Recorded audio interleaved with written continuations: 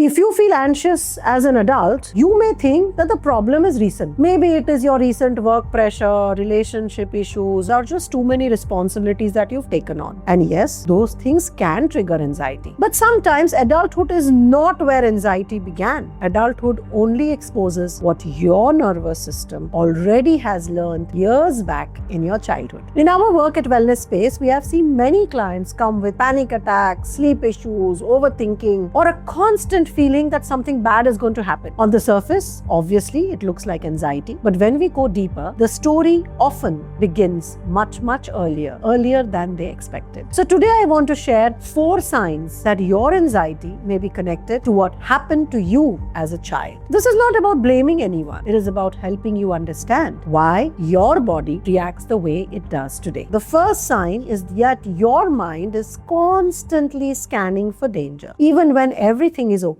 you feel something bad is going to happen. You check your phone again and again, you replay conversations in your head, and you imagine the worst before it has even happened. And this is not just overthinking, this is your nervous system staying alert because life once had felt unpredictable. Maybe you grew up around shouting, criticism, silent treatment, or emotional ups and downs. So your body learned just one rule very early, which is you should never relax because something will go wrong anytime, any minute. And as an adult, the actual danger may not even be there anymore. Your environment has changed, your life has changed, but your body is still behaving as if it is the same as before. The second sign is that you find it very hard to say no. You agree even when you want to disagree. You take responsibility for everybody's emotions and you say yes even when you are completely exhausted. As a child, maybe saying no was treated as disrespect. Maybe your needs were called selfish. Or maybe keeping others happy was the only way you felt safe, loved, and appreciated at home. So you learned to abandon yourself before anyone else could reject you. This is called the fawn response.